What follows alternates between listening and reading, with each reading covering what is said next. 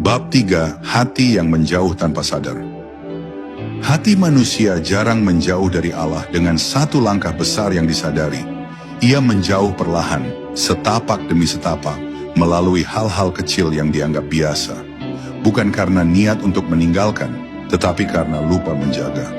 Awalnya hanya menunda mengingat Allah ketika sibuk, lalu mulai merasa biasa menjalani hari tanpa menyebut namanya.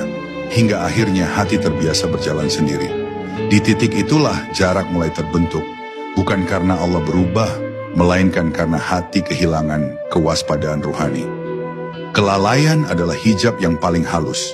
Ia tidak terasa seperti dosa besar, tidak menimbulkan rasa takut yang langsung mengguncang, tetapi justru membuat hati pelan-pelan kehilangan kepekaan.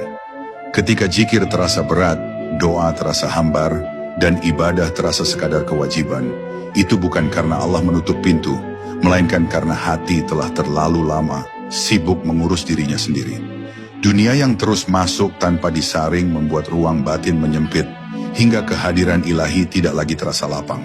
Kesibukan sering disangka sebagai alasan yang sah untuk menjauh.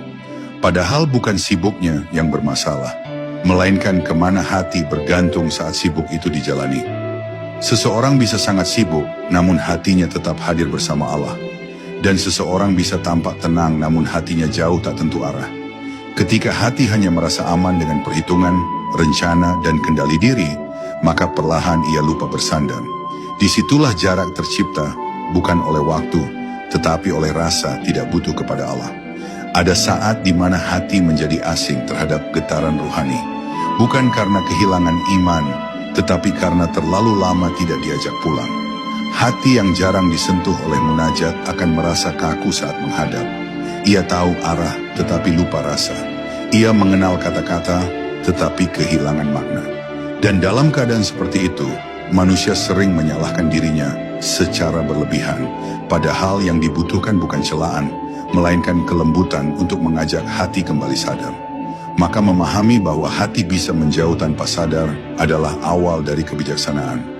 Kesadaran ini bukan untuk menakut-nakuti, tetapi untuk membangunkan. Selama hati masih mampu merasa rindu, masih mampu merasa ada yang hilang, itu tanda bahwa cahaya belum padam.